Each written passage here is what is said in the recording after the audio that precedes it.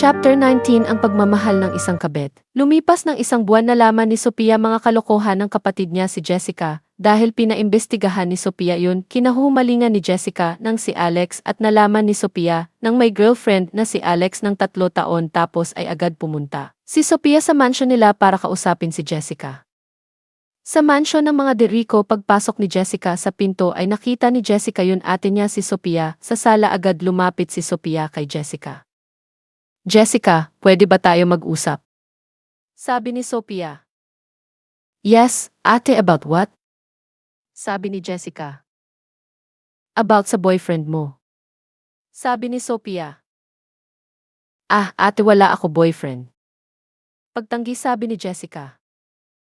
Wag mo na Denay, alam ko may boyfriend ka at ang boyfriend mo yun engineer gumagawa ng hotel natin si Engineer Martinez. Sabi ni Sophia.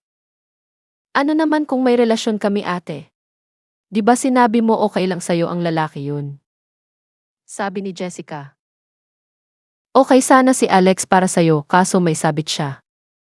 Sabi ni Sophia. Ate, paano mo nalaman tungkol dyan? Sabi ni Jessica. Pinaimbestigahan ko si Alex at nalaman ko may girlfriend na pala ng lalaki yon at matagal na sila ng girlfriend niya. Sabi ni Sophia. Girlfriend pa lang yun at saka wala dito sa Pinas yun girlfriend niya at sinabi niya malabo na sila ng babae yun. Sabi ni Jessica. Are you out of your mind, Jessica? Pumayag ka naging kabet, di mo naalala yun tita natin maging kabet siya, at oo siya pinili pero ano nangyari iniwan siya pagkatapos ng 2 years. Galit sabi ni Sophia. Magkaiba kami ni tita, kasal naman yun lalaki ni tita. Yun sa akin di pa kasal si Alex kaya okay lang sa akin. Sabi ni Jessica. Ano magkaiba? Kasal man o hindi si Alex ay kabet ka pa rin katulad ni tita, kaya habang maaga pa nakipag-break ka na sa lalaki yun. Galit sabi ni Sophia. Pero ate, I love him. Sabi ni Jessica. Mahal mo siya ikaw mahal ka ba niya? Sabi ni Sophia. Hindi makasalita si Jessica dahil di niya alam kung mahal siya ni Alex. Tingnan mo na, di ka magsalita tungkol dyan, ayusin mo buhay mo bago pa malaman ni daddy ito, nakakahiya ka sa pamilya natin. Galit sabi ni Sophia. Lumabas na si Sophia sa bahay habang si Jessica medyo umiiyak. Tapos ilang oras sa hotel habang natutulog si Alex dahil napagod sa nangyari sa kanila ni Jessica, habang si Jessica nakaupo sa kama at nakatingin kay Alex ay nag-iisip siya. Mahal na mahal kita Alex, kahit alam ko mali ito, kahit di ako ang mahal mo. Sabi ni Jessica sa kanya isipan. Humiga si Jessica sa kama tapos niyakap ni Jessica si Alex at hinalikan. Kinabukasan sa bahay nila Alex habang naglalaro sila Ali at Vinto ng Xbox, bigla dumating si Alex kaya umuwi si Alex para kunin mga iba gamit niya. Pagpasok ni Alex sa bahay ay nakita siya ni Ali. Kuya, nadyan ka na pala, halika laro tayo video games. Sabi ni Ali. Next time na lang. Pagod ako. Sabi ni Alex. Okay kuya. Sabi ni Ali. Aakyat sana si Alex nang bigla tinawag siya ni Vinto. Alexander, wait. Sabi ni Vinto.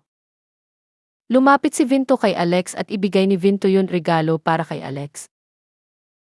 Oh, para sa'yo. Sabi ni Vinto. Plan tube. Kumunot ang noo sabi ni Alex. Oo, napansin ko kasi luma na yun plan tube mo. Kaya isipan ko bilihan kita. Sabi ni Vinto. Di ko matatanggap ito, total okay pa naman yun plan tube ko. Sabi ni Alex. Sige na, tanggapin mo na ito please, Alexander. Sabi ni Vinto. Sige na nga. Sabi ni Alex. Kinuha ni Alex yung plan tube tapos umakyat na siya. Tapos ng ilang oras sa bahay ni Boom, habang nag-iinuman sila Alex at Boom ay malalim pag-isip si Alex. Pare, okay ka lang? Parang may problema ka. Sabi ni Boom. Wala. May realize lang ako, totoo pala sinabi nila, ang magnanakaw galit sa kapwa magnanakaw. Sabi ni Alex. Ano sinasabi mo pare? Sabi ni Boom. Pare, di ba galit na galit ako kay daddy noon ng babae at iniwan niya kami, pagkatapos ilang taon naging babaero ako kagaya niya. Sabi ni Alex. May point ka pare, pero ang tanong, pinatawad mo ba si Tito Vinto? Sabi ni Boom.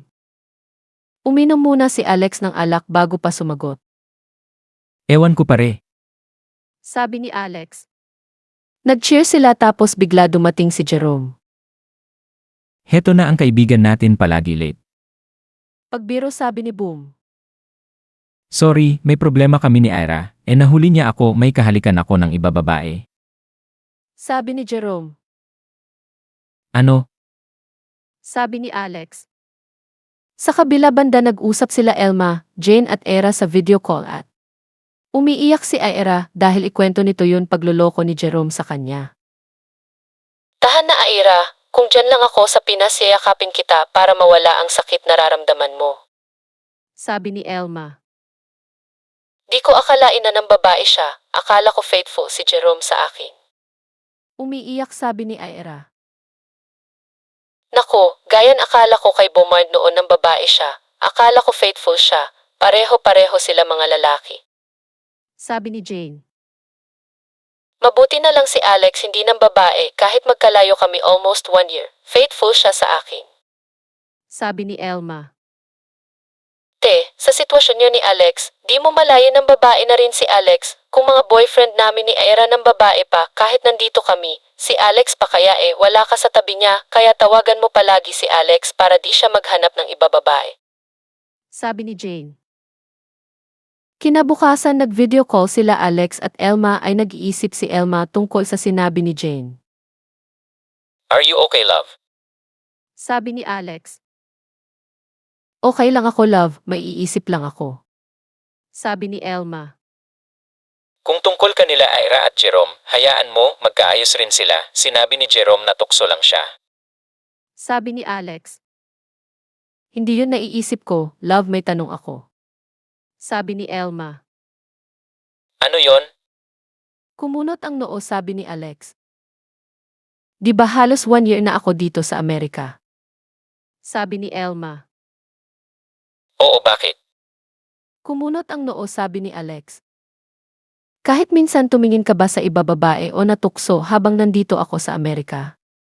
Sabi ni Elma. Nagulat si Alex sa sinabi ni Elma. Bakit itanong mo yan? Kumunot ang noo sabi ni Alex. Wala, baka kasi di ka matiis nang wala ka kayakap dyan. Sabi ni Elma. Never, di ako ng babae, baka paranoid ka lang. Sabi ni Alex. Siguro nga, nagparanoid lang ako dahil sa nangyari kanila Ira at Jerome.